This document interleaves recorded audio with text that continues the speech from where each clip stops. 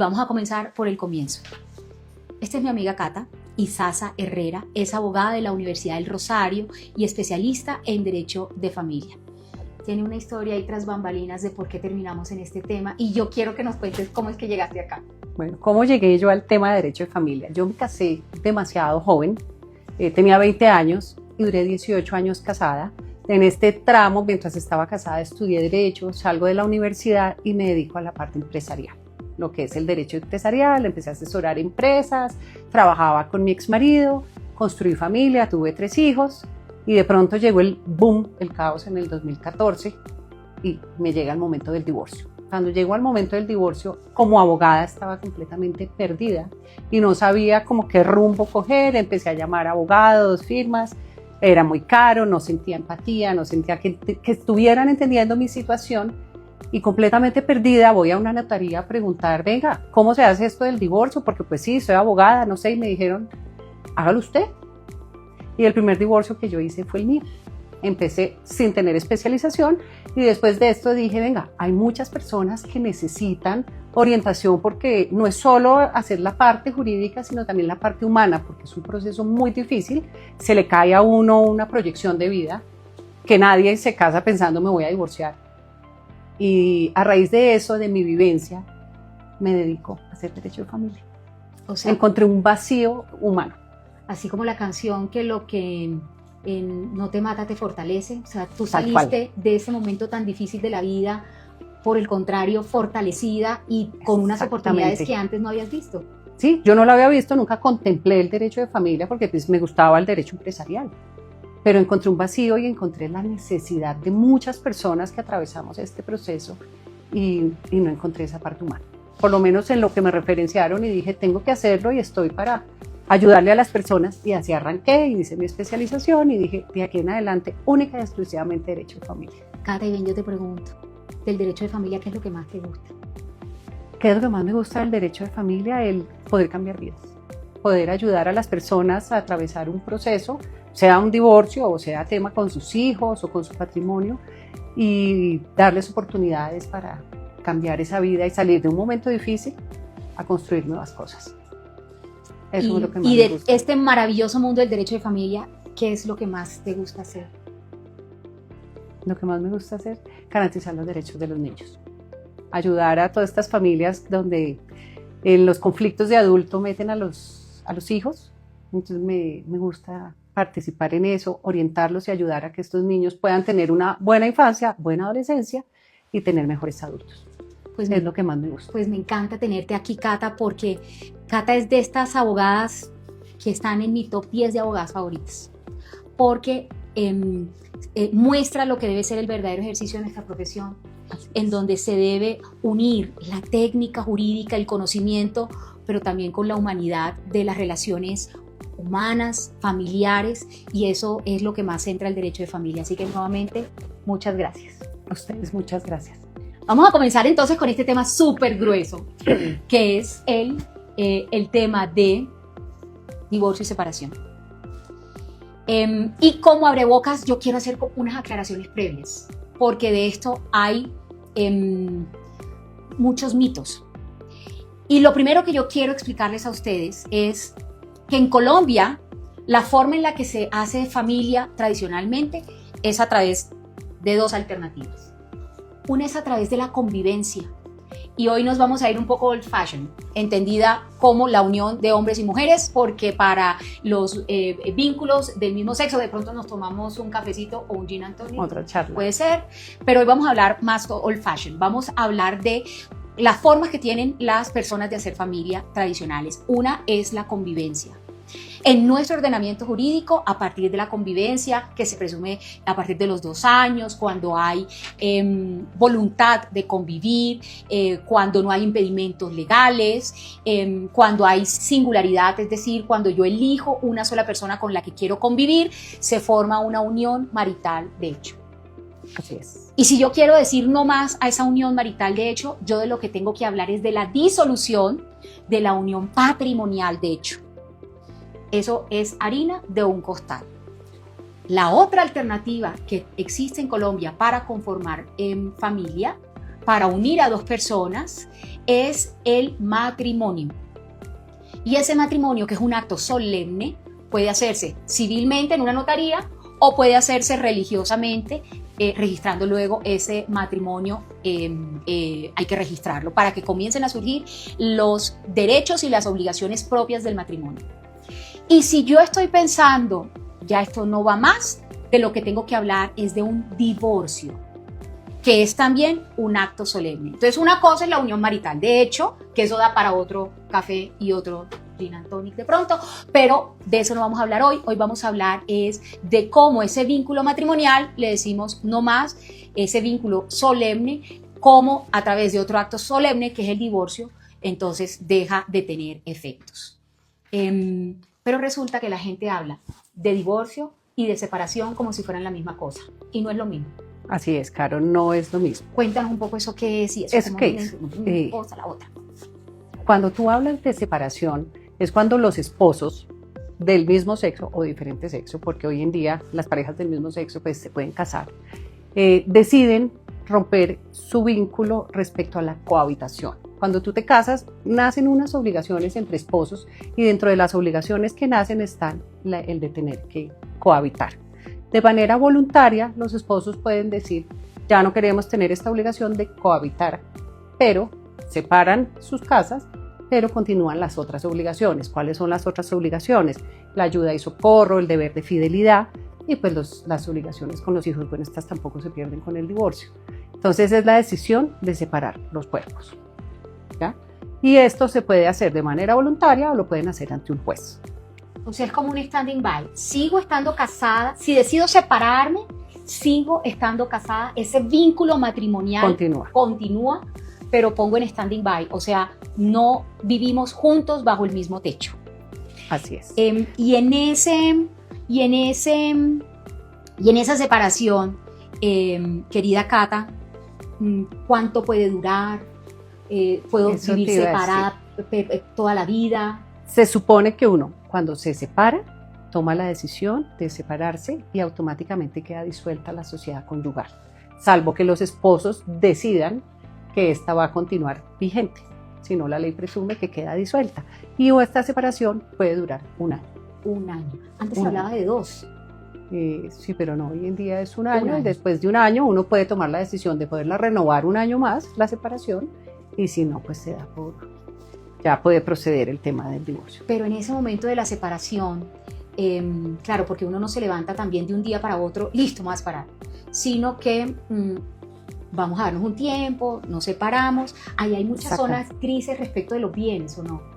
Respecto de los bienes. De los bienes. Si yo, por ejemplo, estoy separada, si una persona está separada y durante ese momento de la separación que sigue existiendo el vínculo matrimonial, uno de los dos cónyuges compra bienes o los vende, ahí, ¿cómo se resuelve esa zona gris? Esa zona gris, por eso te digo, los esposos pueden decidir que la sociedad conyugal continúa y comparten estos bienes, pero si no se dice nada al respecto, se presume que queda disuelta y los bienes que adquieran ahí en adelante pues ya no formarían parte de la sociedad conyugal. Y es como a partir, hay que dejar constancia de, mira, me voy a separar, o es algo que hay que demostrar. Claro, hay dos formas. Uno, la separación formal, donde se hace por escrito, se puede ir ante un juez para que se formalice la situación, o por lo menos un acuerdo privado para tener la constancia cuando dejamos de convivir, o simplemente se hace como muchas parejas lo hacen, es de hecho, llegan al acuerdo, tú te vas de la casa o yo me voy de la casa, y ahí es donde uno tendría que venir a demostrar en qué momento se dio esta separación para venir a hablar de la disolución de la sociedad conyugal. Entendido. Bueno, a mí me quedó claro. Sí. Si tienen dudas, compártanlas por ahí. En Exacto. gran resumen, si se me cruza ese fantasma por la cabeza, que corre un corrientazo de decir, esto estoy pensando que no va más, ojo que hay una distinción conceptual entre divorcio y separación.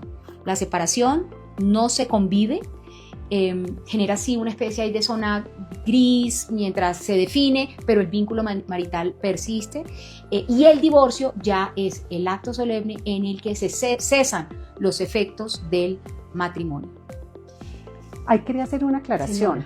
Cuando nosotros nos casamos, hacemos un solo acto. Es el matrimonio, donde empezamos a hacer una vida en común. En virtud del matrimonio nace la sociedad conyugal y si hay hijos, nacen obligaciones con los hijos. Cuando hablamos de divorcio, es tomar la decisión de romper ese contrato solemne que es el matrimonio. ¿Para qué? Para que tengamos que solucionar 3 situaciones. Una, la situación personal, que son las obligaciones entre los esposos, como ya les mencioné. Otra, el tema de los bienes de la sociedad conyugal. Y por último, en caso de que haya hijos, se tiene que garantizar los derechos de los hijos menores de edad. Que es custodia y alimentos. Sí, custodia de alimentos y régimen de visitas, dependiendo, ya después ahondaremos en este tema. Pero entonces cuando se toma una decisión, surgen 3 actos jurídicos separados. Lo que implica que uno estando casado puede tener liquidada la sociedad conyugal. Vamos para allá. Entonces voy a ir haciendo como las traducciones oficiales. Sí. Entonces, si una mujer decide divorciarse, vaya metiendo en esa bolsita de tareas, si lo está comenzando a pensar, que hay que resolver varios temas. Tema de bienes, liquidación de la sociedad conyugal, tema de custodia de los niños y régimen de visitas, tema de alimentos. Es como los 3 grandes cosas que usted, aquí en la cartera, si pasa ese fantasma de decir, este matrimonio no va más. Yo le voy a dejar con ustedes el link a un podcast para que ustedes, si quieren empaparse más sobre la unión marital de hecho, lo hagan. Es un podcast cortitico, dura como 20 y pico de minutos. Okay. Claro, conciso, a la pepa. Puede ayudarles a resolver muchas dudas. Está en Spotify y está en nuestro canal de YouTube de Somos Bahías. Si ustedes quieren profundizar más sobre la diferencia entre divorcio y separación, también les recomiendo otro podcast que habla justamente de esto, para que ustedes profundicen. También está en Spotify y en YouTube. Y les vamos a dejar unas piecitas que vamos a colgar en Instagram para hablar de este primer tema, que es liquidación de sociedad conyugal. Cómo se resuelve el tema de bienes después de que ha habido una vida matrimonial donde se han adquirido bienes, donde se han adquirido deudas. ¿Qué es eso de la sociedad conyugal? La sociedad conyugal, ¿qué es? Es cuando tú te casas, surge como un patrimonio común de los esposos. Pero en esta sociedad conyugal no entran todos los bienes, claramente. ¿Qué es lo que entra? Todos los bienes que provienen del trabajo de las personas, porque cuando uno se casa está construyendo una vida en común y el trabajo que se hace entra a esta sociedad conyugal. ¿Qué bienes no entran? Lo que tú has recibido de una donación, de una herencia. Esos bienes quedan por fuera de la sociedad conyugal porque no han implicado un trabajo. Todo lo que implica un trabajo, los bienes entran en la sociedad conyugal. ¿Cuáles obligaciones entran? Porque no solo entran los activos, sino también entran los pasivos. Los pasivos que entran no son los pasivos propios de las personas. Yo siempre pongo el ejemplo, si yo adquiero una deuda para hacerme una cirugía estética, pues seguramente esta no es una deuda social. Pero si adquiero una deuda para adquirir un préstamo y pagar el estudio de mis hijos o para comprar un apartamento, pues estos pasivos sí forman parte de la sociedad conyugal. Y es responsabilidad de tanto el activo como el pasivo es de los 2 esposos. Y no importa que un activo esté a nombre de uno, que un activo esté a nombre de otro. Es indiferente. ¿Y si es indiferente. ¿Qué es lo que pasa? Mientras uno está casado, uno puede administrar sus bienes de una manera responsable y disponer siempre y cuando pues, beneficie la sociedad conyugal. Y si están, por ejemplo, a nombre de un tercero, por ejemplo, es que mi suegro fue el que compró el apartamento y entonces, pero nosotros, porque a él le daban el crédito y nosotros íbamos pagando las cuotas. Cuando pasen este tipo de situaciones, siempre se debe dejar un soporte escrito, un documento donde el suegro deje la constancia que adquiere esa obligación, pero quien realmente puso el dinero fueron los esposos, o si existe una deuda, un dinero que prestó el suegro, para que haya claridad que hay unos derechos de los esposos, de los cónyuges, sobre el bien. Porque ante terceros, lo que valdría sería lo que encontramos en el certificado de tradición y libertad. Entonces podría llegarse a perder ese bien. Entonces, ante todo, pues tiene que haber comunicación entre los esposos frente a cómo van a manejar el dinero, independientemente de quién lo gane. ¿Cómo es eso del inventario que se hace para liquidar una sociedad conyugal? El inventario que se hace pues, el listado de los bienes o los activos que tiene la sociedad conyugal, llámese apartamentos, casas, fincas, carros, acciones, cuentas bancarias, cesantías, todo lo que es activos, que se ha adquirido durante el matrimonio. Bueno, eso ameritaría un poco más de detalle, pero a pocas palabras es lo que se ha adquirido en el matrimonio y se le da un valor. Ahí se determina el valor por el valor comercial, el valor catastral, dependiendo. Finalmente eso no lo determinan los contadores o los revisores fiscales, el valor de los bienes. Y entonces se saca el total de los activos que nos da 100. Por otro lado, miramos los pasivos, la hipoteca que se adquirió, el crédito para el colegio, las tarjetas de crédito para los gastos de la casa, y se relaciona todo el pasivo. Se relaciona cada uno, se identifica cada bien, y después se resta de lo que tiene la sociedad conyugal del activo, se resta el pasivo y ahí nos da un activo líquido. Y ese activo líquido es lo que se viene a repartir entre los esposos. Yo tengo una duda y es, en la práctica, ¿cómo se ve si un par de esposos, hombre y mujer, compraron un apartamento de 500 millones de pesos, para poner cifras de abogados, pero tienen una hipoteca? Y el apartamento está a nombre de uno de los dos, porque el crédito se lo dan solo a uno de los dos. Digamos que la hipoteca está por la mitad, 250. ¿Eso cómo se ve en el momento en el que, listo, pasamos la tijera, 50 tú, 50 yo, esos 250 millones, ¿cómo se ve? En realidad lo que queda para repartir de gananciales son los 250, que ya están pagos. Entonces ahí, ¿qué hace? Se puede adjudicar el activo 50-50 entre los esposos, o se puede llegar a un acuerdo de, listo, tú te quedas con el inmueble y me vas a pagar de tal manera. Eso puede ser posible, y también pues se mira cómo se va a asumir el pasivo social, quién va a asumir la deuda con el banco. En la práctica, pues generalmente se deja a nombre de la persona que es titular ante el banco para evitar hacer más trámites. Y que el Pero banco pues, no se apruebe. Exacto. Pero pues en la práctica, de los 250 va mitad y mitad. Y si toca adjudicar a los dos esposos, se adjudica 50-50 el inmueble. Y cambia la forma de adquirir el apartamento. Aquí nos llegó una pregunta hace unos días que dije, voy a pedírsela acá. ¿Qué sucede si uno de los cónyuges comienza a vender bienes en ese proceso en el que se está haciendo el inventario, en el que nos ponemos de acuerdo? Comienza a vender los bienes, o se lo pone a nombre, vamos a ponérselo a nombre de un hijo, vamos a ponérselo a nombre del vecino, o vamos a poner a nombre de la vecina, que duele más. Así es, en esos casos la ley tiene una solución, porque se presume o se entiende. Uno podría demostrar la mala fe al querer defraudar la sociedad conyugal. Y cuando uno quiere defraudar la sociedad conyugal y se prueba esta mala fe, el cónyuge que defraudó o que escondió los bienes para que no fueran a formar parte de este activo líquido, pues pierde el derecho sobre el bien que sacó de la sociedad conyugal y las sanciones que lo tiene que devolver doblado. O sea, si le tumbé 100, tengo que devolver 200. Entonces, sí existe una sanción, y es clave poder demostrar la mala fe al quererla defraudar, porque de pronto estamos en medio del divorcio, yo puedo vender un apartamento, pero digo, mira, sí lo vendí, pero aquí está la plata. Entonces no hubo mala fe, simplemente fue una necesidad que hubo en el momento. Ahí tocaría probar. Llegó una oportunidad y como sé que nos estamos divorciando, yo preferí vender esto, aquí está tu pedacito. Pero si aprovechando que nos estamos divorciando, me quedé yo con la platica. Sí, digo que la metí en deudas, en préstamos, yo qué sé, bueno, ¿dónde está la plata? Porque sí le corresponde a las dos personas. ¿Y esa sanción la pone el juez? El juez, sí. Eso toca ir ante un juez. Sí, yo no creo que reconozca, venga, le voy a pagar el doble. Exacto, eso ya toca ante la jurisdicción. Sí, toca ante un juez. Eso ya toca ante el juez, así es.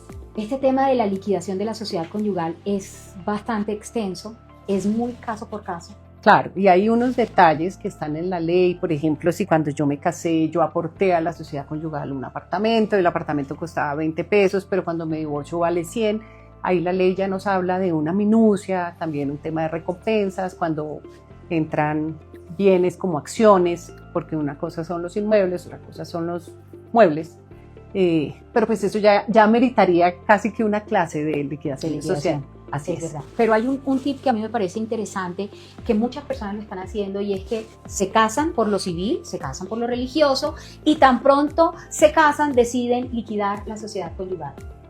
Eso lo hacen. Si tú me preguntas, mi recomendación es, entre más amor hay, más claridad tiene que haber sobre los bienes. Y si yo no quiero compartir de manera abierta mis bienes, hagamos o unas capitulaciones antes de casarnos o liquidemos la sociedad conyugal, dejemos claro qué es tuyo, qué es mío, y si compramos un apartamento, pues decidimos cómo lo vamos a poner, si a nombre de las dos personas, pero se evita a veces uno esa confusión frente a los derechos que te tengas con unos bienes. O sea, entre más claro se hable, es mayor amor. Y sabes que cualquier solución es bien. válida. Nosotros, la cultura latina, somos muy de confiar y construir y compartir la suerte y el alia. Y por eso nosotros no tenemos tan incorporado dentro de nuestras costumbres hacer acuerdos, capitulaciones antes del matrimonio, ni tampoco somos como tan abiertos con esa posibilidad de, una vez comienza el vínculo matrimonial, liquidar la sociedad conyugal. Pero es algo que está comenzando a entrar en uso porque son bienvenidas las distintas formas mientras que sean queridas, aceptadas por las dos partes de cómo se van a organizar esta consecución de bienes a lo largo de la vida matrimonial. Entonces, pues la forma que elijan, toda bienvenida, y me parece muy bonito. Entre más amor haya, más claridad Más tiene claridad. que haber. Así es.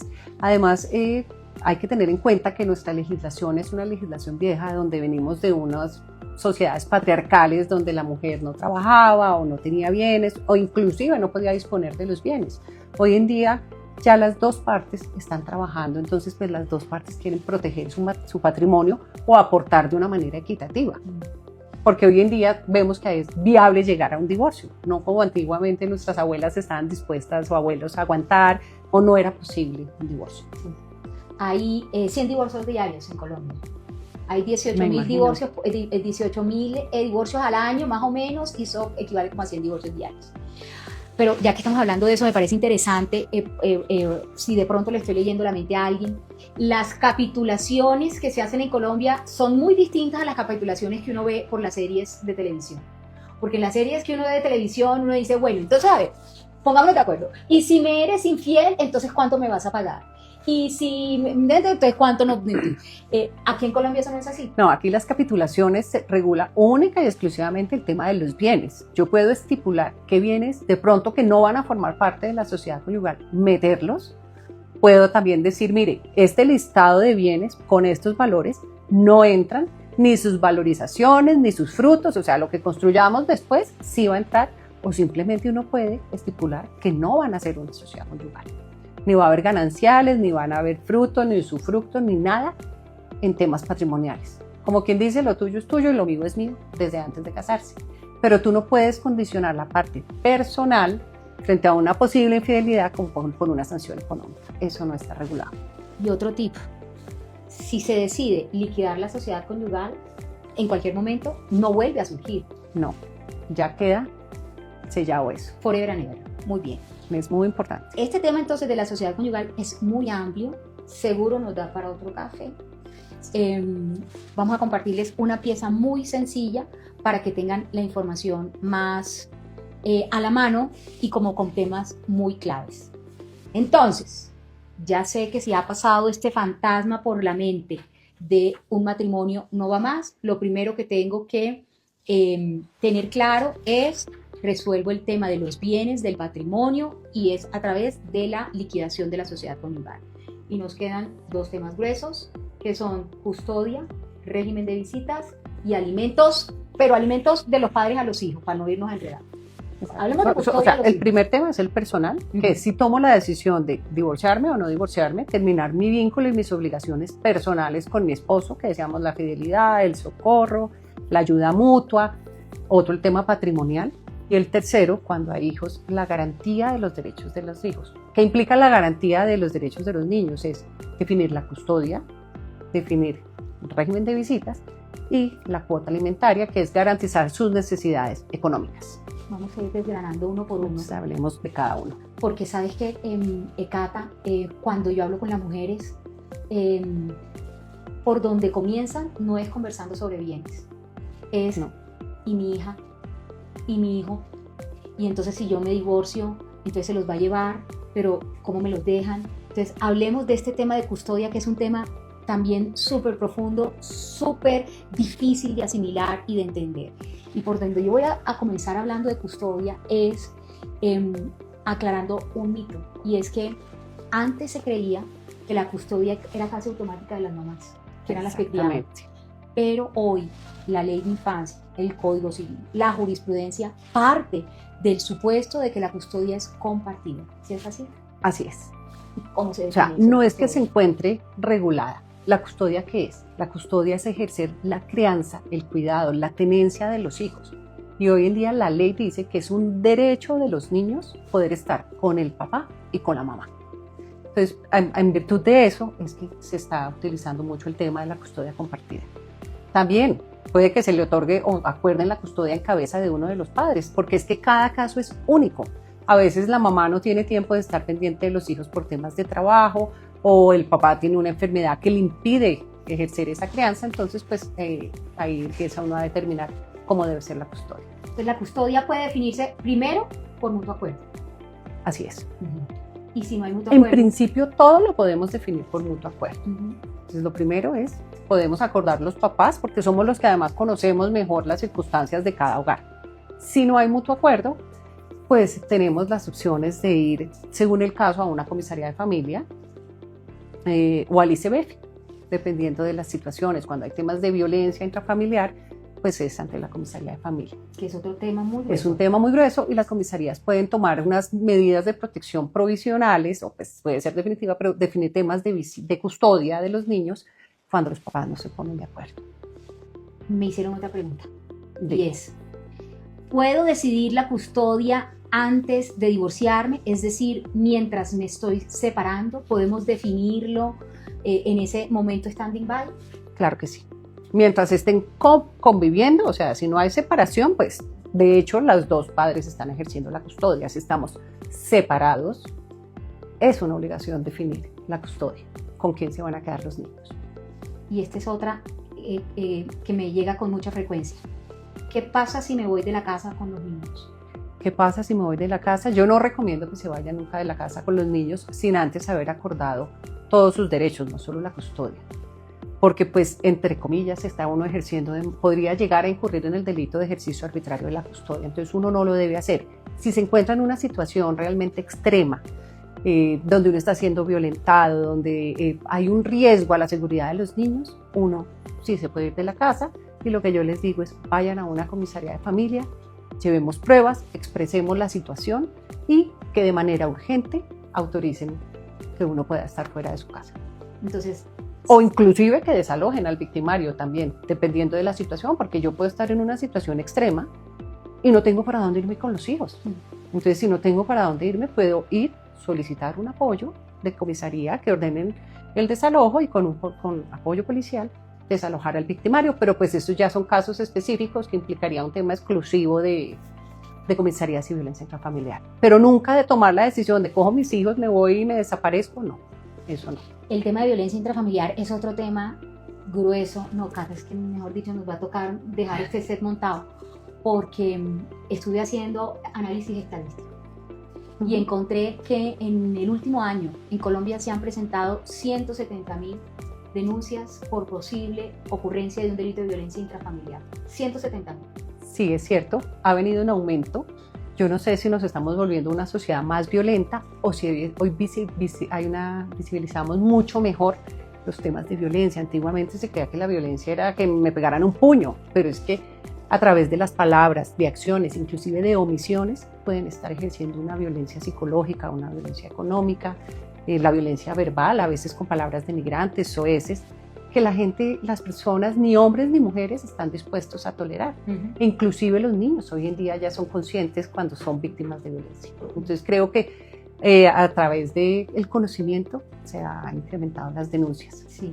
En los últimos 4 años van 525.000 denuncias. Imagínate. Pero para que la gente dimensione la problemática que como sociedad vivimos, 170.000 denuncias son más de 3 conciertos de Shakira en el Campín. Más. Completicos, lleniticos de posibles víctimas de violencia intrafamiliar. Encontré estadísticamente que el 52% de esas denuncias están archivadas en la fiscalía y el 48% siguen en investigación y solo el 4% entran a juicio. Y ahora que tú dices de llevar pruebas, también encontré que un grueso de ese 52% de las denuncias que se archivan es porque probatoriamente los casos son muy débiles, muy débiles. Exacto. ¿Qué nos puedes recomendar en materia de pruebas En para materia cuando hay de sospecha de violencia? Cuando hay sospecha de violencia, lo que uno debe hacer es ir recopilando las pruebas. No dice, estoy muy triste, estoy desconsolada, pero no se da cuenta que de pronto eso viene de la violencia que está sufriendo en el hogar y que uno no se ha dado ni cuenta. Entonces, es ir recopilando estas pruebas, tener fotos y irse preparando. Temas médicos, a veces cuando tú estás sufriendo víctimas de violencia, sufres de tensión, empiezas a tener enfermedades recurrentes, entonces ir teniendo todas estas pruebas que serían indicios de esta violencia. También uno puede grabar cuando pues, le envían mensajes de voz. Tienen que ser pruebas que le llegan a uno. O inclusive decirle a su pareja, oye, por temas de seguridad, por los niños, porque no ponemos unas cámaras para tener cuidado de la casa y poder tener las pruebas porque esta violencia generalmente pasa en los hogares, en espacios privados y conseguir estas pruebas es muy difícil a veces. Cuando somos chiquitos en la universidad nos enseñan a los abogados, sin prueba, Nada. no hay derecho. Entonces, por favor, no borrar nada. Si están sintiendo aquí algo que no está bien, por favor, no borrar nada, porque sin esas pruebas, luego es muy difícil hacer que el sistema judicial se vuelque y sea realmente un sistema protector. Si no, podemos caer en esas estadísticas tan preocupantes de procesos archivados, procesos que siguen y que solo el 4% entran a juicio sin saber de lo que entran a juicio verdaderamente, cuáles logran demostrar que efectivamente hay un acto de violencia. Tema entonces de custodia de los hijos, complejo, largo y complejo. Es largo, pero pues básicamente es que definamos con quién se van a quedar los niños, quién va a ejercer el cuidado diario y la tenencia de estos niños. Es de las cosas que toca pensar. Otra cosa que también, es que hay mucho rum rum. En nuestra cultura se ve con mucha frecuencia que los niños, listo, les toca con el papá y con la abuelita y arrancan, ay, mijita, pero es que a usted en su casa vea esa sopa tan fea que le dan, aquí sí le damos sopita rica, venga para acá, mire que allá lo tratan, venga que aquí lo tratamos, como esa alineación hacia los niños que muchas veces puede pasar una línea sutil en donde ya el niño comienza a verse afectado. Una voz de consejo, Cata, para no olvidar que lo más importante en un proceso de divorcio son los niños. Es cierto. Lo primero que tiene que empezar es en los niños, tiene que haber tratar de que haya muy buena comunicación y que lleguen a acuerdos claros. ¿Qué es lo que pasa? Yo no puedo ser en mi casa vegana y en la otra casa comer solo carne. En mi casa nos acostamos a medianoche y en la otra a las 6 de la tarde. Tienen que haber unos acuerdos muy claros para garantizar unas rutinas a estos niños y una estabilidad. O si no, se les va a venir una adolescencia infernal. Y es que la huella la huella emocional en los niños, exacto, a los que no se les ayuda a transitar su propio duelo es enorme, enorme. Es muy difícil luego sanar estas huellas en los niños que sufren un divorcio, porque no es solamente el duelo que como adultos podemos tener al quitar esa fotico de ese sueño que nos habíamos imaginado como familia. No es solamente el duelo de quienes son pareja, es el duelo de los niños. Por favor, no perderlo de vista.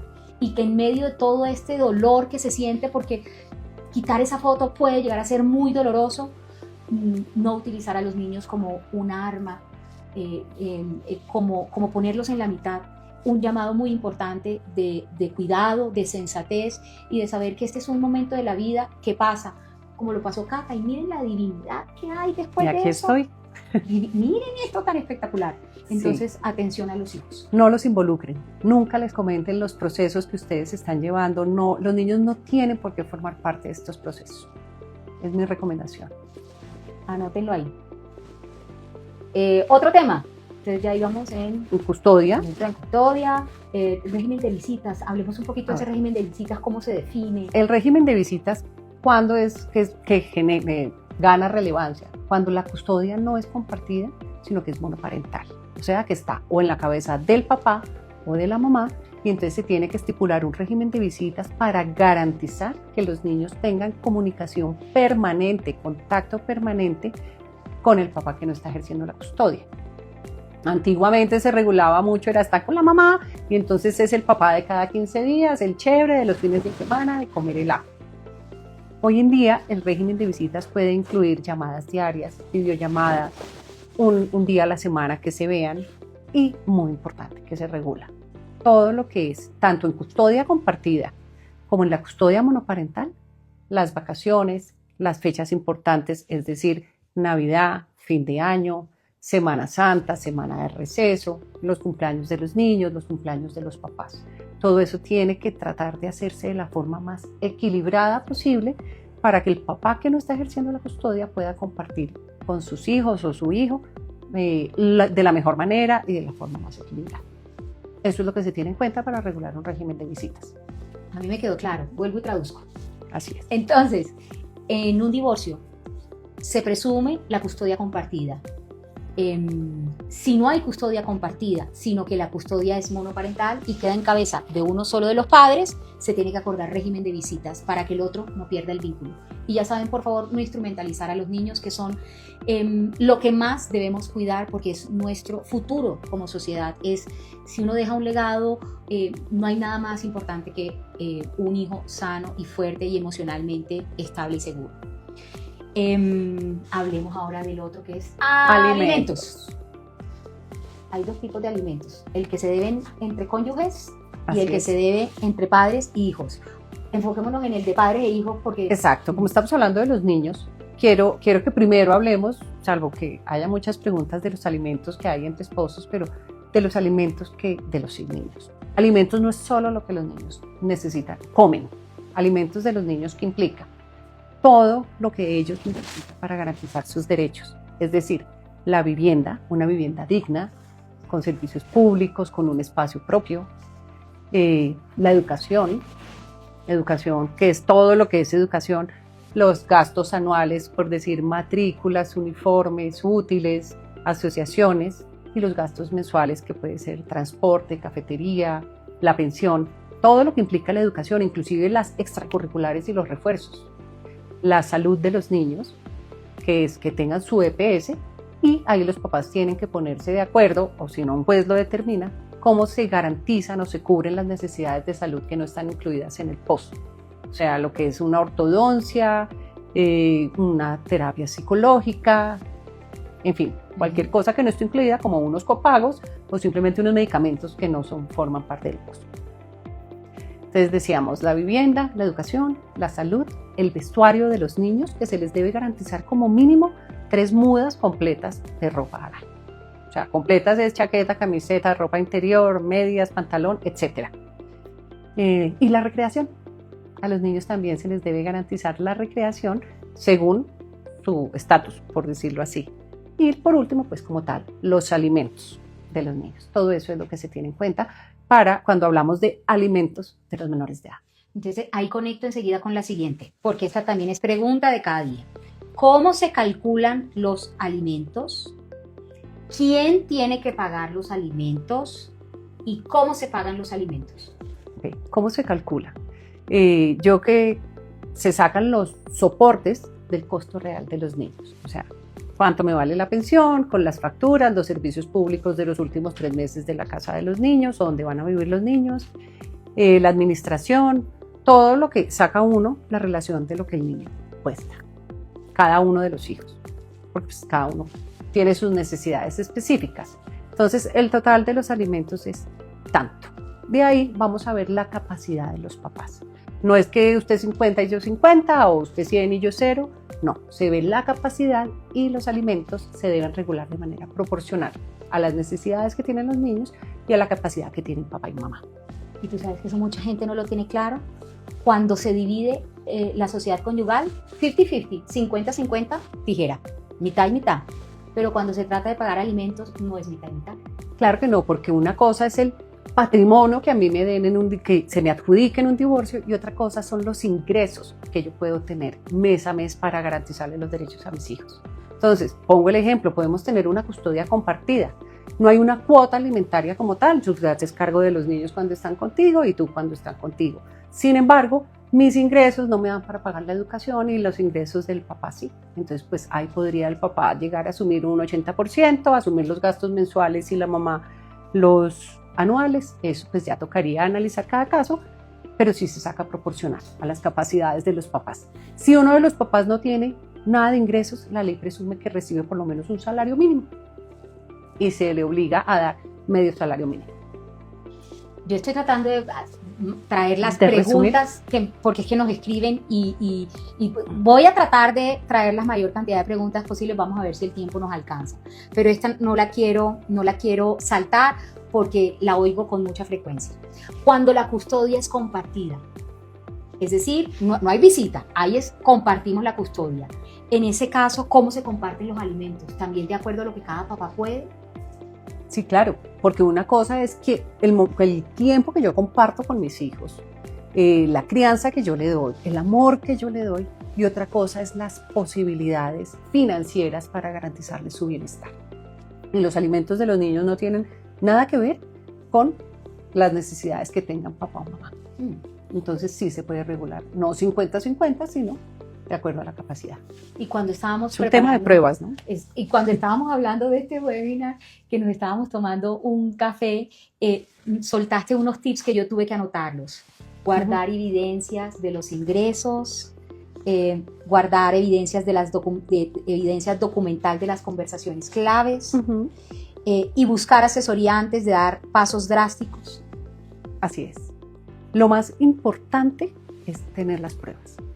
Como digo, si hay culpabilidad, si hay el tema de los chats, el tener las facturas de lo que cuestan los niños, porque uno muchas veces va al mercado o a la tienda del barrio, uno guarda esa factura, no, empezar a pedir facturas, las facturas de registradora, esas toca sacarles o una foto o una fotocopia porque ese papel se borra, e ir armando una carpeta para conocer los costos reales, tanto de uno como de sus hijos. Inclusive es algo que debiéramos hacer todos de manera regular para conocer los costos del hogar. Sí, pero uno no lo hace. Ese es otro café de finanzas personales. Ese es otro café. Ese es otro. Pero sí, todo el tema de pruebas, si está uno en buenos términos, por ejemplo, y tiene acceso a las redes sociales, poder rescatar todo el tema de fotos para saber cómo vive la persona, su estatus, si viaja, si no viaja. Todo esto para el día de mañana poder determinar si hay o no capacidad para responder por una cuota alimentaria, porque muchas veces pasa que al momento de definir la cuota resulta que la persona está quebrada y mientras nosotras estábamos pensando en si tomo una decisión, de pronto la otra persona ya había tomado la decisión y ya había empezado a liquidarse, a estar en bancarrota y al momento de llegar a sentarnos no hay con qué. Entonces sí, de manera anticipada y si uno está en buenos términos, poder acceder a extractos bancarios, temas que uno pueda ir recolectando con anticipación. Bueno, entonces ya hemos hablado de este primer gran bloque y es, me pasa este fantasma por la mente, corre este escalofrío que uno no sabe si sube y si baja, es como si a uno le quitaran el piso, eso se siente horrible. Y en esa fase en la que pasa el fantasma, hemos tratado de resumir esas cosas importantes en las que hay que pensar si ese fantasma está rondando por ahí. Pero si ustedes ya tomaron la decisión, están en la fase 2, ya tomé la decisión de divorciarme. Entonces aprovechemos y hablemos un poco más jurídico. Trámite. Ajá, bueno, ¿cómo hago? ¿Por dónde comienzo? ¿Qué alternativa? ¿Qué debo hacer? ¿Con qué papel? ¿Cómo lo puedo hacer? Ajá. Primero, como hablamos del tema de las pruebas, si ya tomé la decisión, nunca es tarde para empezar a recolectar pruebas. En cualquier momento se puede hacer. De manera anticipada mejor, pero si es en este momento, es válido también. ¿Sí? No hay que pensar que como no lo hice antes, perdí todas mis opciones.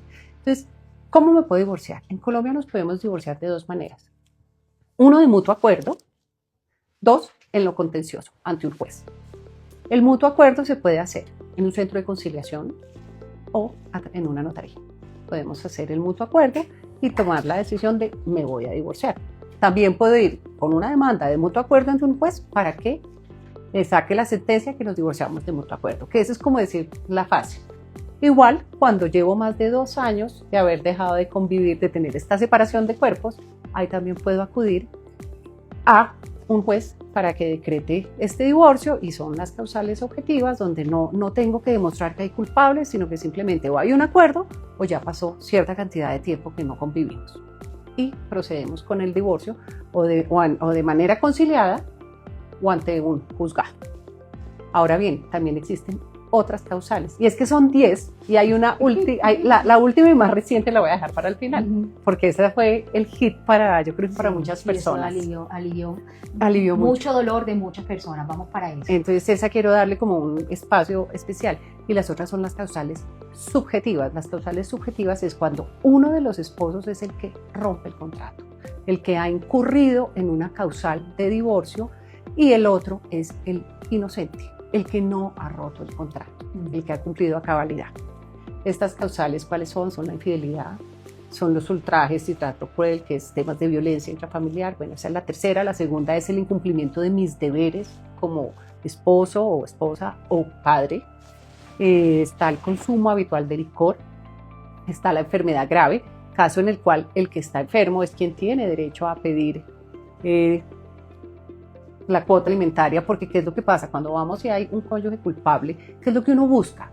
Que el que rompió el contrato quede condenado a una cuota alimentaria a favor del inocente, independientemente si tiene o no la capacidad, porque el inocente puede que en el momento del divorcio no tenga la capacidad económica y el juez diga, se necesita que este que incumplió el contrato deba darle una cuota alimentaria al inocente, como puede ser también que en ese momento no lo necesite, pero ya queda uno con una sentencia donde queda claro que uno fue el inocente y no fue el que rompió el contrato. Entonces es como para garantizar la subsistencia del cónyuge inocente. Nosotras somos abogadas y no crean que es que nos guste la pelea. Por eso voy a hacerle una cuñita, voy a hacerle marketing a la conciliación. Siempre nos han dicho desde que somos chiquitos en la universidad, es mejor un mal arreglo que un buen pleito. Sí, el dilema es que nosotras entendemos que cuando hay que quitar esa foto de esa ilusión que se tenía, cuando a veces sentimos que la culpa no es nuestra, sino que es de alguien más que ya no quiere seguir, las emociones nos desbordan. Y la que primero nos llega es la emoción de la rabia, luego nos viene la emoción de la tristeza, la frustración, luego nos llenamos de miedo ante la incertidumbre. Y eso puede hacer que ese proceso de cantar, de sentarse, de conversar sea muy difícil. Pero aún así quiero hacerle promoción a que los problemas se resuelven hablando. Y si ustedes tienen la posibilidad de administrar esas emociones y de a veces tragarse uno que otro sapo, pues hacerlo, porque sí es mejor llevar esto por la buena y conciliar y buscar fórmulas de arreglo. Quienes tienen la solución a los problemas normalmente somos nosotros mismos. Qué pereza que un juez tenga que definirnos la vida. Si podemos, ojalá, porque es que para bailar tango se necesitan dos, si los dos podemos ponernos de acuerdo frente a lo que necesitamos para nuestros hijos, para las custodias, para los alimentos, para resolver nuestra situación patrimonial. Entonces quiero hacerle una cuña especial a esta posibilidad de conciliar, y por eso hemos hecho un podcast que habla de conciliación. Mejor dicho, es que si no se ven todos los podcasts, ustedes ya se les da el diploma de abogado. Ya lo tienen claro. Se les da el diploma de una vez. Mira, es tan importante la conciliación que para ir a un proceso nos exige pasar por la etapa conciliatoria y poder presentar la demanda, salvo que uno vaya a pedir las medidas cautelares. Pero sin embargo, la primera etapa dentro de un proceso, la primera vez que se sientan ante un juez, el juez los va a invitar a conciliar, a no exhibir toda su intimidad y sus problemas y sus rollos ante un juzgado, sino busca que haya un acuerdo. Claro, no siempre se da, y si no se da, pues afortunadamente hay unos jueces sensatos que nos pueden dar la solución. Pero indudablemente la conciliación es lo mejor, son procesos donde se dejaría todo muy claro para los esposos, respecto a los bienes, respecto a los niños, y pueden seguir su evolución. Ahí ustedes van a tener en redes sociales, yo prometo como si fuera político, pero esto está ya colgado, Les hicimos, miren, una infografía de cuáles son estas 10 causales de las que nos viene hablando Cata. En una columnita ustedes van a encontrar la descripción muy sencilla que incluye términos coloquiales. Por ejemplo, hay una diferencia entre la infidelidad y el adulterio. Ahí hay una pildorita. Entonces, ustedes en una columnita van a encontrar cuál es la causal. En la siguiente columna van a encontrar si es posible, con la materialización de esta causal, pedir alimentos indemnizatorios. Y en una tercera columnita, cuál es el plazo que tienen para invocar la causal de forma que puedan solicitar estos alimentos indemnizatorios, que no se da para todas las causales, como bien anotaba Cata. Por ejemplo, en el caso de una enfermedad grave, nos contaba Cata que la persona enferma, aunque haya sido, pues es que quien se quiere enfermar, pero es el que está enfermo, esa persona puede solicitar los alimentos, aunque no sea el que esté pidiendo el divorcio. Entonces, ahí les quedan en la infografía ese súper resumen ejecutivo para que ustedes lo tengan más a la mano y profundicen en alguna de esas causales. Nuevamente, estos asuntos son tan humanos como humanos hay. Entonces, tu caso va a ser un caso especial. Tocará mirar para ver en tu caso si se configura qué causal o cuáles causales y cómo demostrarlo y hasta dónde se puede llegar a solicitar estos alimentos y hasta dónde está ese plazo cubierto para solicitar los alimentos indemnizatorios entre cónyuges. Pero Cata nos tenía un tema para hablarnos que es de la causal número 10. Es la causal número 10, que es la nueva, la que salió en diciembre de 2024. Sí. ¿Y esta cuál es? La sola voluntad de uno de los cónyuges de quererse divorciar. Ya no necesito ni que haya culpables, ni dependo de la voluntad de mi cónyuge, ni dependo del tiempo, simplemente es porque me quiero divorciar. Y el único requisito ¿cuál es? Que cuando yo presento esta demanda de divorcio, debo indicar todo lo relativo a la garantía de derechos de los niños. Y no más. Con eso ya el juez estudia. Se espera que la otra parte pues esté de acuerdo, si no está de acuerdo tendrá su oportunidad procesal para contestarla, pero con esta sola causal podemos pedir el divorcio y cesar nuestras obligaciones de esposos. Y antes no era así. O sea, no, esa no existía, esa salió ahorita en diciembre del 2024, entonces antes ¿qué pasaba? Yo me quiero divorciar, pero mi esposo me decía no te doy el divorcio, no te doy el divorcio, tú te vas a ir con ese otro hombre, no te lo doy y quedaba uno amarrado, porque además, y si tú te vas, te meto el divorcio y tú eres la infiel. Por ejemplo, entonces quedaba uno condenado y se prestaba además para muchos enredos en la sociedad conyugal, de las pensiones, si a futuro tengo o no tengo derecho, entonces pues eso nos soluciona un poquito la vida a todos. También, y tengo otro tip. Señora. También la ley nos permitió, hablando del tema de la caducidad, de la posibilidad de pedir los alimentos, hoy en día también cuando existe la causal de la violencia intrafamiliar, la de los ultrajes crueles, yo puedo pedir una reparación integral. Al final del proceso, el cónyuge inocente puede pedir esa reparación por haber sido víctima de esa violencia. Y como nuestra jurisprudencia ha avanzado tanto en el enfoque de género, incluso los jueces lo pueden decretar de oficio. Así es. ¿Pero qué es eso de decretar de oficio? Porque hay que, a veces como que me consume el espíritu jurídico y entonces uno habla cosas y de pronto... Eso nos pasa. ¿Qué quiere decir de oficio? Así yo no lo pida, así yo no pida que se haga la reparación integral. Si el juez dentro del proceso tiene unas facultades y puede decir sí existió la causal de la violencia, de los ultrajes crueles, por lo tanto, esta persona tiene derecho a la reparación integral, que es que se le reconozcan estos daños tanto materiales como emocionales de los cuales ha sido víctima. Y eso es relativamente reciente, eso fue a través de la jurisprudencia. Entonces, si estás en la fase 2, donde ya tomaste la decisión, tienes que saber que hay dos caminos: el mutuo acuerdo, al que le hemos hecho marketing. A través de la conciliación se pueden llegar a esos arreglos no perfectos, pero más rápidos, más económicos, que tienen un desgaste emocional más administrado. Si no es posible, porque para bailar tango se necesitan dos, está la alternativa litigiosa, en donde hay que presentar una demanda. Hay 9 causales tradicionales que se pueden invocar y hay una 10ª nueva recién sacada del horno que salió en diciembre del año 2024 y que permite a cualquiera, sin tener que invocar una causal, pedirle a un juez que cese los efectos civiles de un matrimonio.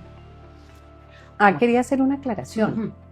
Cuando tú vas al contencioso y decides divorciarte o presentar la demanda de divorcio, una cosa es el proceso donde se define la parte personal, que es como tal, o el divorcio o la cesación de los efectos civiles del matrimonio religioso, pues existe esa diferencia,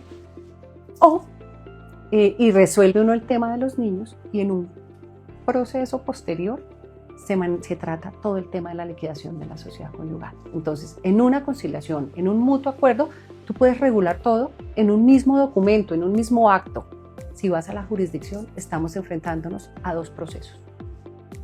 Entonces, bueno es un tema que toca tener en cuenta. Está bueno ese tip, está bueno ese tip. Bueno, esto también tiene tanto de largo como de ancho. También tenemos un podcast Claro. de un tema muy grande. También tenemos un podcast de divorcio express, porque le dicen el divorcio express. Le dicen el divorcio express. Entonces tenemos un podcast que se adentra un poco más en estos asuntos. Si llegan a necesitarlo, obviamente está ahí, porque es que nuestra vocación desde Guaías es hacer una comunidad más informada para poder tomar mejores decisiones. Qué pereza no poder tomar decisiones por estar desinformado, o tomar malas decisiones por no tener la información a la mano. O dejarte ganar por el miedo, simplemente por no saber. Es cierto. Esa es otra batalla que tenemos aquí en Guaías, que luchamos contra el deje así. Sí, a veces tomar las decisiones no es fácil, ¿no? Echarse el empujón, y muchas veces, inclusive, aquí trayendo a colación, cuando yo me iba a divorciar, yo pensaba, ¿cómo le voy a decir a mis papás? ¿Cómo voy a contarle a la gente? Somos el matrimonio perfecto. Pensaba mucho en el qué dirán, en un miedo por encima de lo que era mi voluntad y la voluntad de mi ex esposo. Entonces, a veces uno empieza a darle vueltas y vueltas a las ideas y no se atreve a tomar la decisión por miedos que en realidad son infundados, porque pues la vida sigue y uno tiene que luchar por la felicidad propia y la felicidad de los hijos. Hasta donde un hijo está mejor en un hogar disfuncional que con dos papás felices. Así es. Eso me hace entonces ahora conectar con la última fase de esta conversación tan rica, Cata, de verdad, gracias. Mira que ha sido como un recorrido por un tema que es muy jurídico y también muy humano. Confiamos en que algo quede. Tenía un profesor que decía, con que a usted, mijita, le quede el 20%, me doy por bien servido. Aunque le quede por ahí en la cabeza el 20%, yo me doy por bien servido. Aunque entienda algo. Claro, esas claridades muy generales. Bueno, y entonces en la tercera fase, donde me corrió el fantasma, yo ya tomé la decisión y estoy en la tercera fase, en donde estoy en el ojo del huracán y ya estoy en la mitad del proceso. Miren que por donde voy a comenzar no es hablando de los términos jurídicos. Si ya ustedes están en un proceso, seguro cuentan con asesoría. Si no, pues obvio tienen que conseguirla. Pero por donde quiero comenzar es por hacer algunas reflexiones respecto del desgaste emocional al que una mujer llega ya en esta tercera fase. ¿Tú lo has visto? Indudablemente, llegan desgastadas. En muchas oportunidades llegan de haber pasado 1, 2, 3 abogados donde no se sienten conectadas, donde no se sienten representadas, donde no hay una buena comunicación. Es un proceso que a veces se siente muy solo. Muy, muy solo, y es un desgaste emocional muy difícil, porque a eso le sumamos que si tenemos adolescentes, si tenemos niños chiquitos, tenemos que enfrentarnos a esta rebeldía o a las reacciones emocionales de nuestros hijos. Entonces es una etapa difícil donde la clave está en tener la calma, tener una muy buena asesoría, un abogado o una psicóloga que los esté acompañando de manera permanente y que estén muy informados, porque no solo es el desgaste emocional, sino es el desgaste en tiempo. Si lo hacemos express de mutuo acuerdo, pues digamos que estamos hablando que puede demorarse 1, 2, hasta 6 meses, pero si nos vamos a un litigioso y hay conflicto, podemos estar hablando de 2, 3, 4 años, dependiendo de la complejidad, dependiendo del juzgado y de todos los elementos que vayan surgiendo en medio de este proceso. Sí, porque uno sabe cuándo el proceso comienza, pero con honestidad no sabemos cuándo termina. No, yo he tenido procesos que duran 4 o 5 años. Y son 4 o 5 años donde las personas siguen en vilo y no han definido su situación personal y quedan enganchados en este momento de conflicto permanente, llevándose de un lado a los hijos también. Y situaciones que pueden venir a pasar por no tomar unas decisiones claras, pueden empezar temas de violencia intrafamiliar, pueden empezar temas de defraudación de los bienes de la sociedad conyugal en medio de todo este divorcio.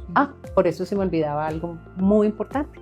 Cuando se toman las decisiones donde no hay un acuerdo, se tiene que tomar unas medidas cautelares ante un juez.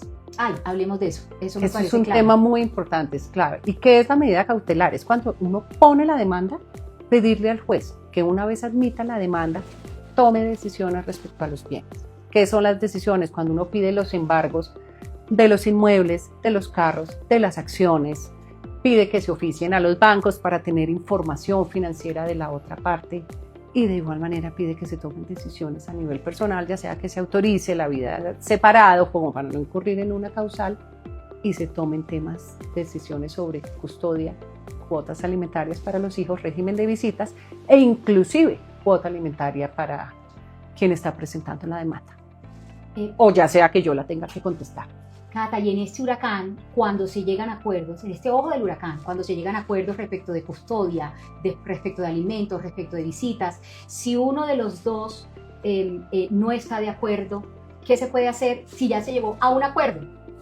O sea, ya firmamos un acuerdo, ya está aprobado, pues todo lo relacionado con los niños es posible modificarlo. Mientras cambien las circunstancias, estos acuerdos se pueden modificar. Lo relativo a custodia, a cuota alimentaria, a régimen de visitas. Y algo muy importante, aquí en Colombia los niños después de los 12 años ya toman decisiones respecto a la custodia. Los niños son escuchados y si no hay absolutamente nada que implique que yo como papá ponga en riesgo los derechos de mis hijos y mi hijo quiere estar conmigo, los jueces escuchan esa voluntad y se respetan. Anotado. Hoy en día los niños tienen derechos, no como antiguamente que eran como un objeto más de los papás, no, hoy ellos tienen voz. En todas las decisiones que tenga que ver con ellos, ellos tienen derecho a ser escuchados y se tienen en cuenta según la edad. Anotado. Entonces, lo que tiene que ver con hijos, sí se puede revisar. Se puede revisar. Cuando yo ya me divorcié, lo que tiene que ver con bienes, ya no.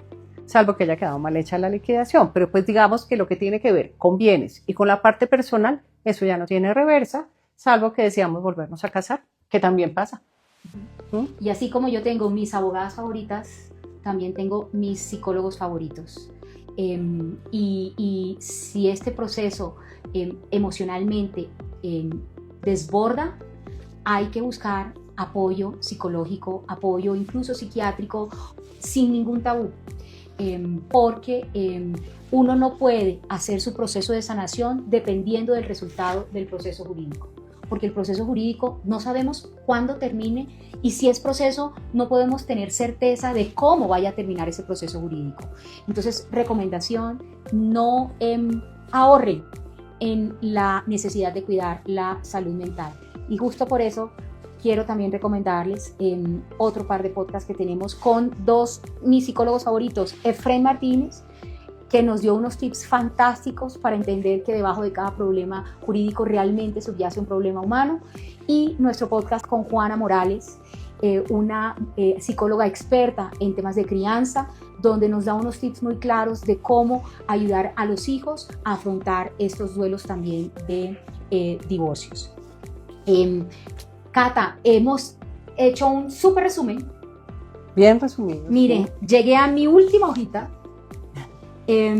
Antes de decir adiós, quisiera darte la palabra para que con todos tus años de experiencia les hables aquí a estas lindas mujeres que nos están escuchando, y que tú desde tu experiencia, desde tu corazón, les compartas lo que tú quieras.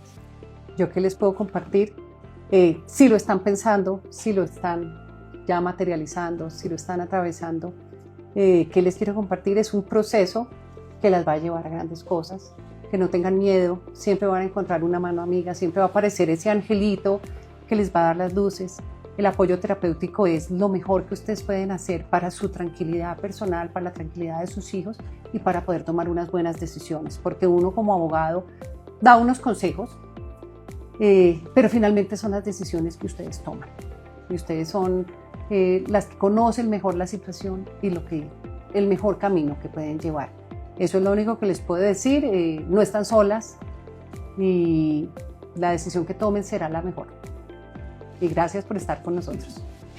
Yo les voy a dejar con otra reflexión, porque usaste una palabra que se llama grandes cosas, y cuando nos estábamos tomando el café preparatorio hablamos de esa palabra de grandeza, y me hace acordar que no podemos dejar este podcast, este espacio, sin hablar de ese concepto de grandeza. En este sentido, el derecho está ahí para ser usado, pero no está ahí para ser abusado. Y hoy la ley, miren todo lo que hemos hablado, les reconoce unos derechos que antes no teníamos, que antes no sabíamos que existían y que antes nos daba mucho más miedo ejercerlos. Pero eso no quiere decir que se pueda abusar del derecho. Es un momento en que la historia nos exige grandeza.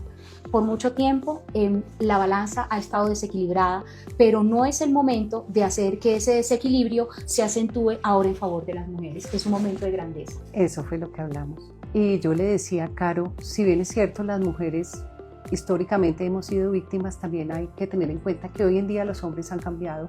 Hoy en día los hombres quieren ser papás, los hombres quieren participar con sus hijos, los hombres sienten, los hombres lloran y tenemos que buscar un equilibrio entre los dos géneros. Así es. Queridas amigas, espero que esto haya sido provechoso para ustedes. Recuerden que en Guaías, Asesoría Jurídica para Mujeres, creemos en el poder de la información. Estamos aquí para brindar esa mano amiga en esos momentos más difíciles. Nuestro propósito es democratizar el acceso a la justicia con información clara y sencilla, que sean servicios rápidos y que sean servicios asequibles.